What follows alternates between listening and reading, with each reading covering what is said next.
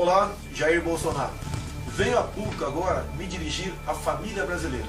Esta família tão desrespeitada pelo governo do PT ao longo dos últimos 13 anos. O que está acontecendo comigo, para mim, não é novidade. Afinal, no caderno de tese do PT, no item 157, está bem claro, onde está escrito: a cassação do mandato do deputado Jair Bolsonaro só terá chance de êxito se houver intensa pressão social. Neste contexto, entra aqui a OAB Seccional Rio de Janeiro com o seu pedido de cassação junto ao Conselho de Ética, bem como representando-me junto ao Ministério Público.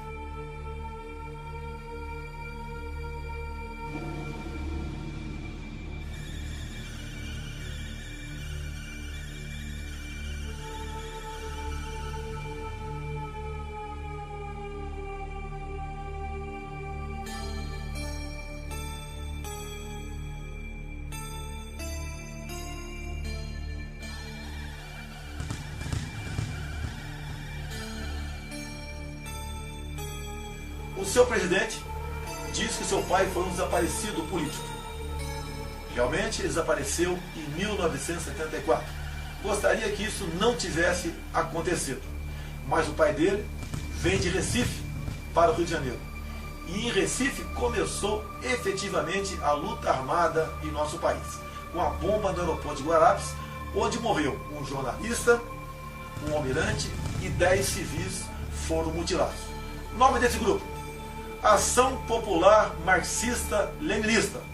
Eu quero repetir: o grupo do pai do Felipe Santa Cruz. Ação Popular Marxista-Leninista. Alguém acha de sã consciência que um grupo com esse nome estava preocupado com democracia em nosso país? Ou queria de fato impor aqui o marxismo através da luta armada? Eles eram violentos. Matavam, sequestravam, justiçavam aqueles próprios companheiros que porventura desconfiassem dele. Já utilizados em outros momentos da história brasileira, os chamados justiçamentos de militantes são retomados no início dos anos 70. É quando entra em declínio a guerrilha urbana contra o governo militar, implantado em 64. O assassinato do ex-militante comunista Salatiel Teixeira Rolim, no chinês, foi provavelmente a última ação de justiçamento promovida por grupos guerrilheiros que atuaram no Brasil nas décadas de 60 e 70. Acusado de desviar dinheiro do Partido Comunista Brasileiro Revolucionário e de delatar companheiros, Salatiel foi julgado e condenado por um tribunal revolucionário. A pessoa chegou a reconhecer que tinha sido presa e tinha feito um acordo com a repressão de voltar para entregar a organização. Então a organização justiçou ele. Os dirigentes da Ação Popular, antes de 64, todos frequentaram a Academia Militar de Pequim para se profissionalizarem na busca do teu sucesso, ou seja, o poder pelo terror. Agora, quem é que combateu esse tipo de gente? Na época, em nome do Estado e de forma legal, um dos homens foi o senhor coronel de artilharia Carlos Alberto Brilhante Ustra, que em seu livro conta em detalhes, com fatos narrativos, de tudo o que aconteceu naquela época. Além de desertor, Lamarca não cumpriu o juramento solenemente proferido pelos oficiais do Exército Brasileiro no momento em que recebem a tão sonhada espada. E dedicar-me inteiramente ao serviço da pátria, cuja honra, integridade e instituições defenderei com o sacrifício da própria vida. Hoje, parte da mídia, engajada em um esquerdismo renitente, mitifica Lamarca, rendendo-lhe homenagens por meios de filme e de reportagens. Este livro, A Verdade Sufocada, é aquele que o PT não quer que a população brasileira tome conhecimento. Hoje você estudar Marx nas escolas é virtuoso, é humano. Mesmo pessoas como ele têm integrado aqui o grupo de comunistas do passado que executou mais de 100 milhões de nações. Agora, falar da obra de Carlos Alberto Brilhante Ustra, coronel de artilharia do Exército Brasileiro, chefe do DOI de São Paulo, não pode. Acusam-me até de crime contra a humanidade. Lembro que não existe uma só sentença criminal transitada em julgado em desfavor do coronel Brilhante Ustra. Ou seja, não existe nenhuma prova que ele tenha sido torturador. Caso fosse, jamais eu estaria falando sobre a vida pregressa dele.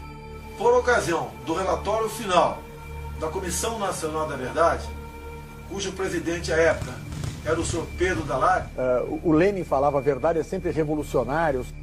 Obviamente, meus senhores, essa verdade revolucionária nós não podemos entender como sendo algo que pode ser aproveitado em prol da humanidade, da democracia e da nossa liberdade. O que está em jogo aqui não é o meu futuro político. Se eu tivesse ficado quieto, não tivesse citado o nome Brilhante Ustra por ocasião da votação do impeachment, eu poderia até estar muito bem politicamente falando, já que atingia aí os 10% da intenção de votos. Não me interessa agora se eu passo para 5, 3, 15 ou 20. O que interessa para mim é o futuro do meu país. Não podemos sonhar com 2018 se não passarmos por 2016. E toda essa carga ideológica pregada nas universidades, largamente difundida ao longo de décadas perante o seio da população brasileira, não for desmistificada. Então é importante que a gente se apresente, diga nome da organização que faz parte, do DA, do CA, da universidade. O tempo é nosso aqui. Isso, já foi. Lorena, Federação Anarquista Gaúcha, Bloco de Luta. Sou Gabriel Antunes, sou estudante da Escola de Teatro e Dança da UFPA, sou do Pará, não sou de Porto Alegre. Sou do Vamos à Luta, da CST e do PSOL. Sou Roberto, sou do Grupo Desobediência GLBT de Porto Alegre e da Comissão Especial da Diversidade Sexual da OAB. Sou a Luane, sou do coletivo Vamos à Luta, CST PSOL. Meu nome é Martina, sou professora, faço parte do 38º Núcleo do CEPERS e também do PSTU. Juliana, do Centro Estudantil de Relações Internacionais da URGS, do Movimento Mudança e da Juventude do PT. Sou a Clara Nanda, estudante de Ciências Sociais da Unicinos e da Juventude do PT. Sou alemão, professor da rede estadual e do coletivo Resistência Socialista. Sou Daniel, sou professor de Estado e Sociologia do Julinho e sou da Juventude do Partido dos Trabalhadores, PT. Ou alguém acha que a esquerda, no caso o PT, deixará o governo sem fazer valer as ameaças que grupos sociais têm feito dentro do Palácio do Planalto, como pegar em armas, tocar fogo no Brasil, não resistir, ir à luta? Eu peço a Deus para estar errado. Ir para as ruas entrincheirados com arma na mão se tentarem derrubar a presidenta Dilma Rousseff. A forma de enfrentar a bancada da bala contra o golpe é ocupar as propriedades deles ainda lá nas bases, lá no campo. E é a CONTAG, é os movimentos sociais do campo que vão fazer isso.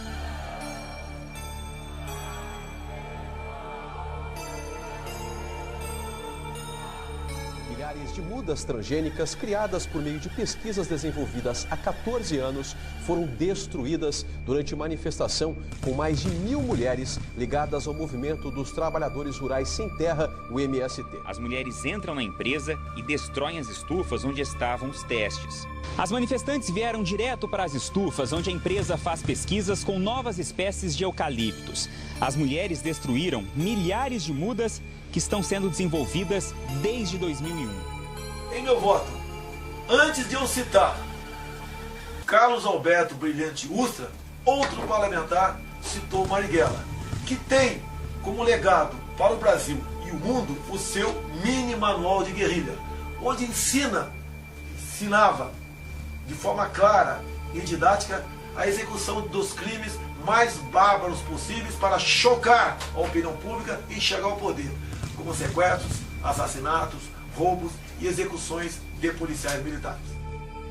Marighella, ¿existen en Brasil fuerzas revolucionarias capaces de resistir a la dictadura y de ir a una lucha armada contra el régimen? Sim, existem essas forças.